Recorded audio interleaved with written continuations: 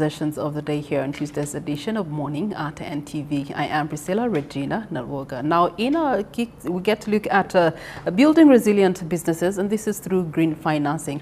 What is green financing? We're going to be finding out later on, and exactly how it ties into everyday living for us as a community and as a country. But climate change is no longer just an environmental concern. It is increasingly becoming a business concern too.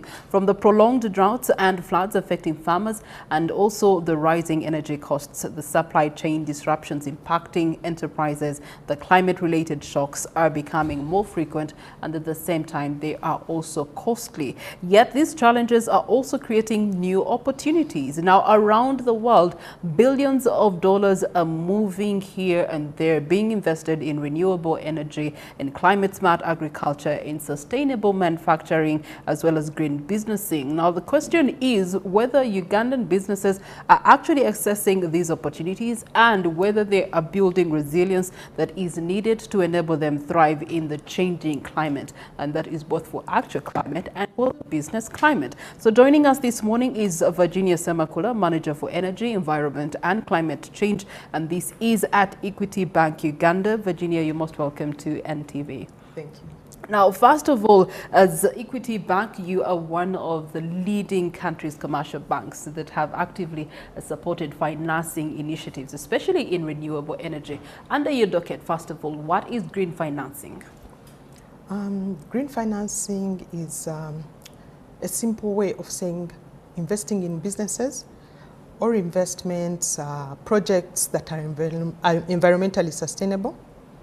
But more importantly, we want to build more resilient and profitable businesses. So for Uganda today, it's not just a climate conversation like you did mention. It's an economic opportunity. Businesses can adopt clean energy, climate-smart agri, efficient production, which we're already seeing supporting the lower costs, better market access, and improved competitiveness. Okay, so on that note, climate change is already affecting businesses without a doubt. So with the unprecedented seasons, we get to see that there is a significant risk that is being posed to businesses through climate change. Why should an entrepreneur be paying attention? One, it supports the cost savings. You realize that there are lower energy costs, water and input costs. And I'll just give an example of a maize miller or a grain processor who installs a solar power as opposed to using diesel generator. He will definitely cut his costs and avoid the power outages, for example. Hotels or hospitals that switch to solar water heating significantly reduce their monthly bills. We also see that farmers that install solar-powered irrigation are able to reduce their fuel costs, avoid the losses due to rain-dependent farming. So they get an extra season in the year. When it comes to manufacturing, for example, manufacturing efficiency, the small manufacturers who upgrade to energy-efficient machineries lower their electricity consumption, they lower their maintenance costs, they have cleaner production processes, and the like. Another opportunity we have seen is access to markets. So if you're meeting the environmental and sustainability standards, it will allow Ugandan businesses to access markets. For example, we've seen what's happening in the coffee market.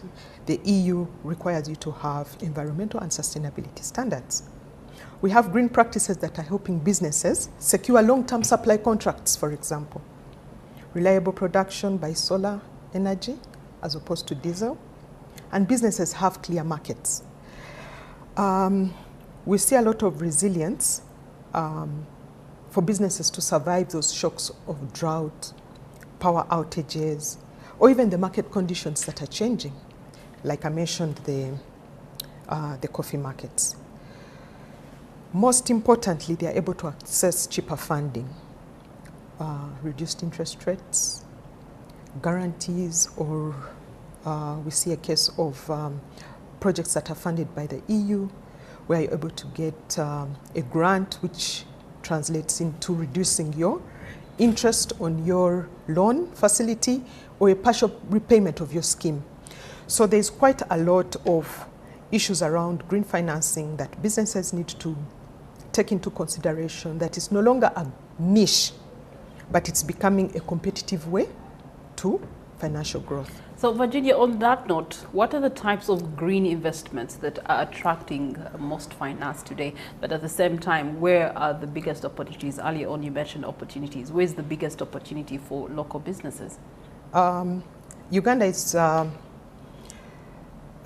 has a lot of solar power. That is one very big opportunity that we can harness. Reduce the reliance on hydroelectricity and diesel power. Again, under renewable energy, we are seeing a lot of electric cooking coming up, reducing the costs of firewood, improved cooking systems in schools, reducing the energy that is consumed by, say, farmers who are using solar as a source of power. Then in agriculture, we are seeing a lot of irrigation systems, solar-powered refrigerators, post-harvest handling. When we even speak of the seeds that are drought-resistant, that is climate resilience. Underwater and sanitation, access to clean water. We've seen dairy corporations that are financed by solar-powered milk coolers, reducing the wastage of post-harvest handling. So the opportunity really is not the lack of money, but more aligning our businesses to be able to get the right type of capital at whichever development stage they are in. Okay, so some businesses that have tried to position themselves for those opportunities, they've been crying access to financing, or there's so many stringent things that they have to go through to access that financing. What are the most common reasons businesses are missing out on the opportunities you've mentioned, and what can they do to actually improve on their status to be beneficiaries? So first of all, we'll look at the common barriers. What are those common barriers that inhibit a business to access financing? The biggest one is the weak financial records, the record keeping, the informal structures or governance gaps. Some businesses are owned by one man. He's the delivery, he's the MD. So that weakness in the governance structure. Another issue is the lack of collateral. We are really dependent on collateral, and then the projects are not quite bankable. And lately, we see a lot of environmental, social, and governance issues around lending. So businesses need to adhere to that. So those are some of the common barriers that are inhibiting businesses from accessing this finance. What are practical steps that can be taken for these businesses? And I'll start with keeping clean records. Businesses should maintain up-to-date income statements, for example. Balance sheets and their cash flow projections should be very, very clearly articulated. Another issue would be around the formalization of their businesses, registration, contracts, valid contracts, licenses, being compliant to our tax body or tax regulator. It increases your credibility, and it also reduces the risk to the lender. We want these businesses to be able to prepare a bankable proposal which shows clear revenue and your repayment plan. That is the most key issue. So when you have a strong proposal, it shows how the investment will generate income for you to be able to repay the facility that you've taken on. With the introduction of the ESG framework by the regulator, we need to show how you're efficiently using your resources, water, the raw materials, your compliance to environmental standards. This makes businesses more attractive, even to the greener financiers. So what I could say here is that we need to start small with pilot projects. Financing for green is really an emerging market. So we need to go out with piloting, test green investments at small scale, prove its viability, have partners come in to support the reduction of the risk, and then they build the confidence to then be able to scale up as for the financiers to then come in and give you a commercial loan. Okay, so as Equity Bank, you found this viable enough to put up a whole desk, energy, environment, and climate change. And you being the manager, what is the intent and what are you trying to address with having this desk at the bank? We want to support the innovation of new products that can support, that are tailored to support use of renewable energy. We also want to test out flexible collateral models, and this we can do with various partners who give us risk-sharing guarantees, for example. We want to be able to catalyze the adoption of the renewable energy, looking at our NDP4, the targets that we have, the NDC targets. We want to contribute to those development targets. We want to promote use of climate-smart agri. At Equity Bank, we have the Africa Recovery and Resilience Plan. 30% of our loan book needs to go to agri. How will it go to agri? We need to make them climate smart. So beyond financing, we want to be able to offer capacity building to these businesses, train the SMEs to become investment ready, train smallholder farmers, train groups of people. Then we support with market activation and, of course, partnerships with various donors and technical partners. So through this, we can partner with various clean cooking technologies, renewable energy products, to be able to finance these technologies. So the banks are not just playing a financial role anymore. It's about building an ecosystem for a greener economy. Okay. Yes. So on that note, if a viewer is watching us right now, if there's a Julius in some office watching us or a Najma somewhere watching us, and they have done the testing that you're talking about, the piloting, and they believe that they want to position themselves and get the training you're talking about, whether it's through the solar energy, the climate smart agriculture, or it could even be the energy efficiency that you have addressed earlier. What are some of those practical steps that they now need to embark on to position themselves accordingly with your support? Once they've established themselves and they've piloted, I think it's very key to now come to a financial institution.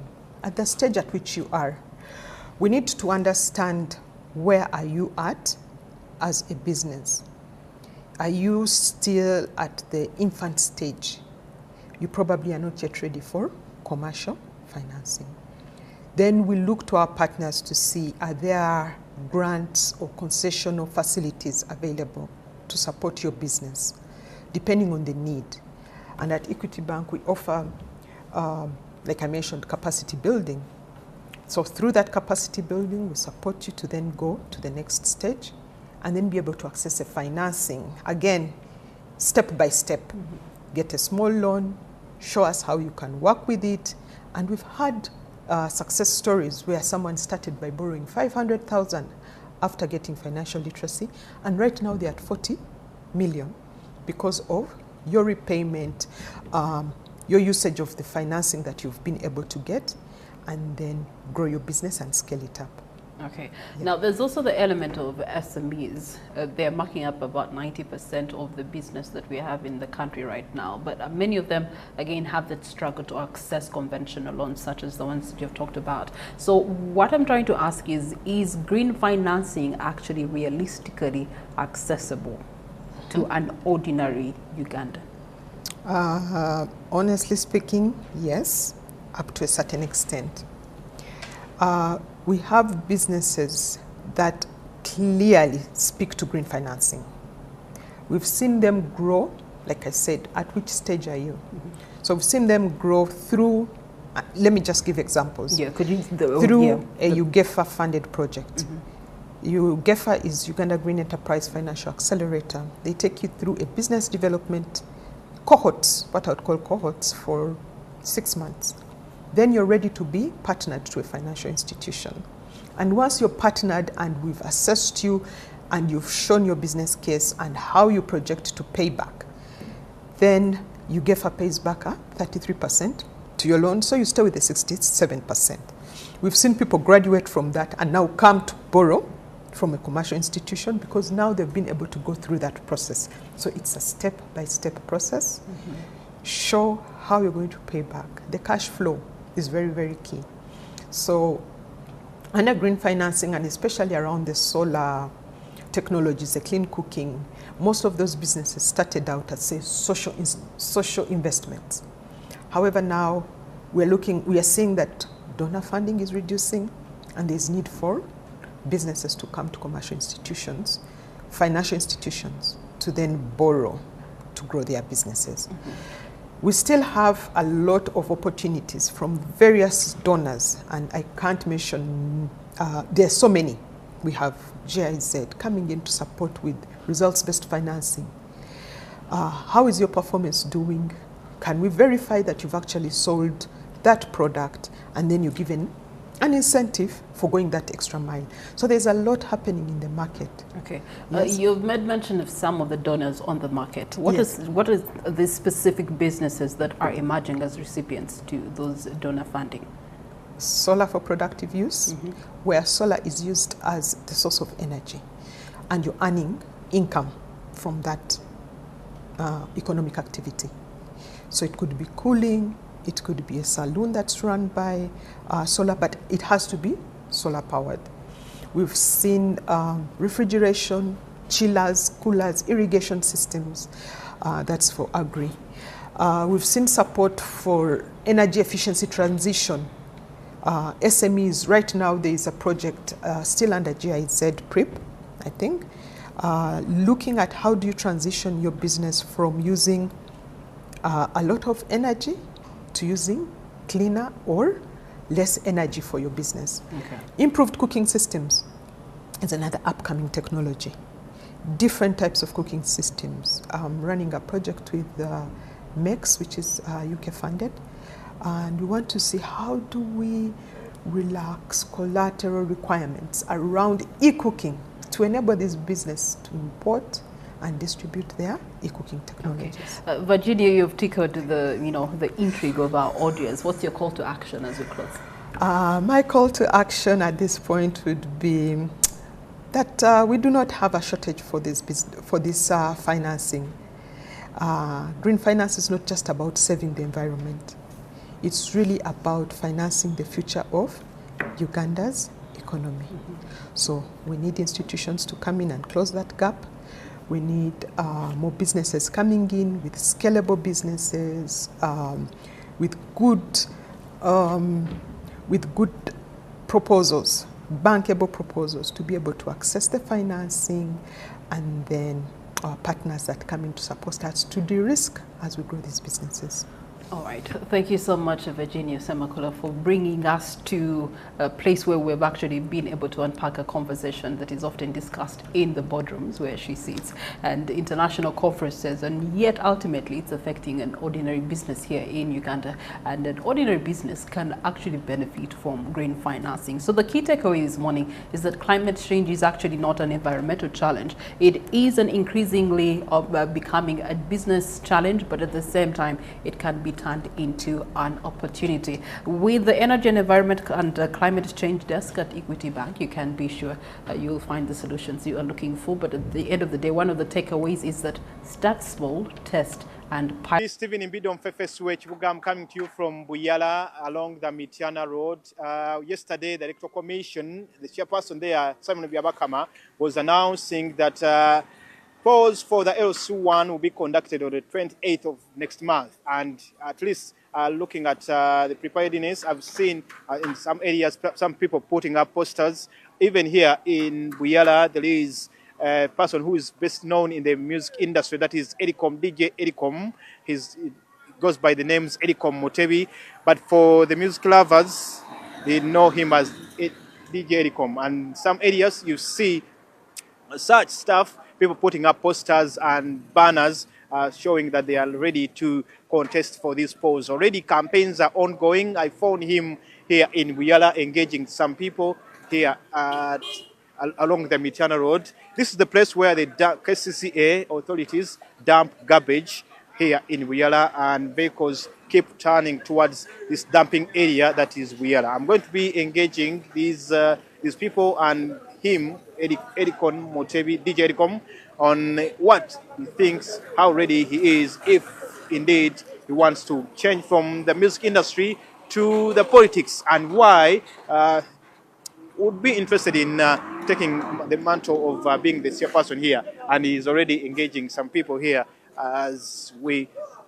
continue with the preparations ahead of the polls. Buyala, at least, is dusty. This road connects people heading from Mityana Road to that side of Masaka Road, that is around Nachirebe, that is next to Katende. That road, that's where the people go shopping that side, continue towards Masaka Road. But also, it's also the area for dumping the garbage. And this is DJ Ericom. I speak to you. Good morning to you. Good morning to you.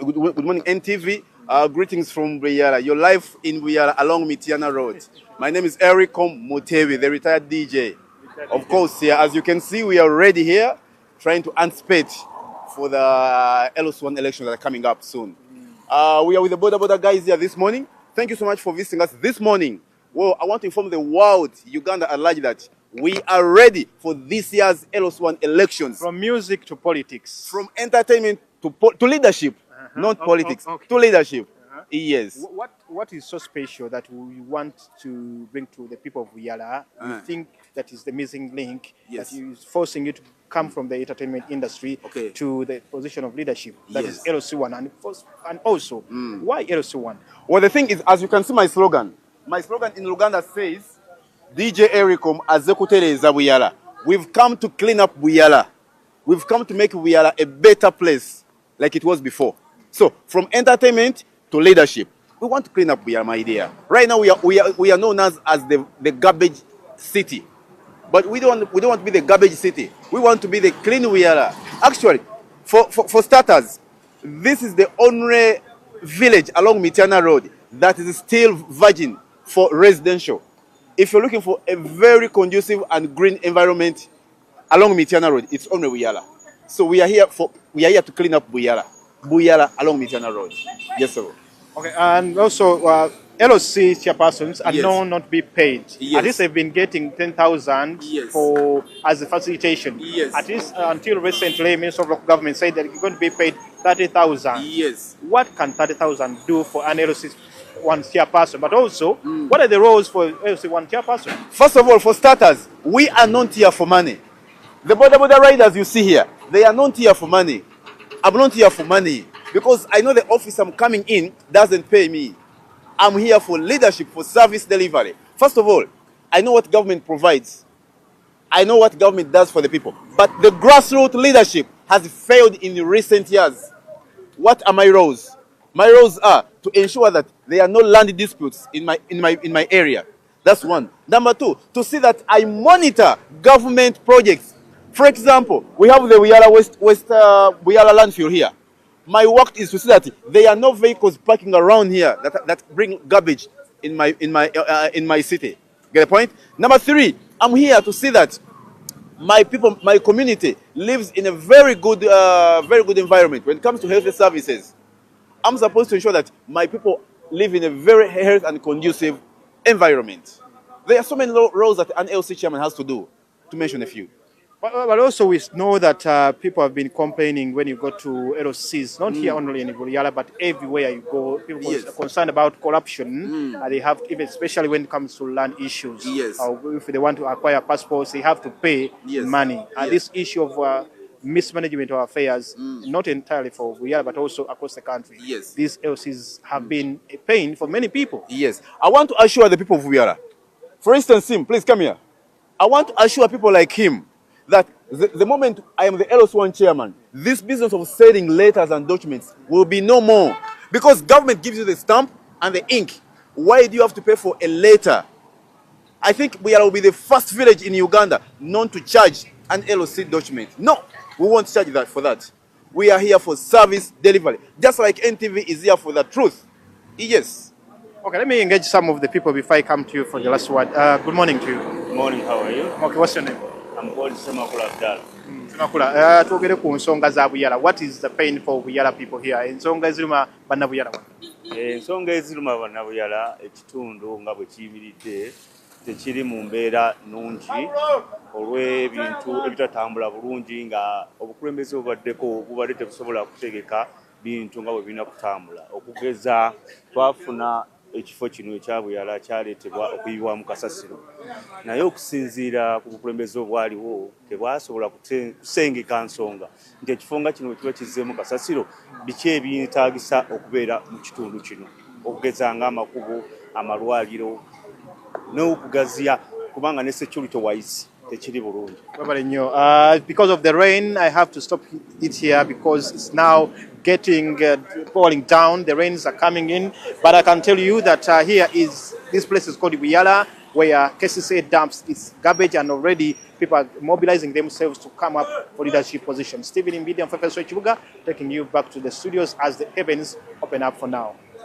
All right, thank you so much, Stephen Bide, for bringing us up to speed with people's perspectives as the country is preparing for yet another election cycle for local councils 1 and 2 and the women representatives. But here in studio, we get to have another critical conversation that is actually in a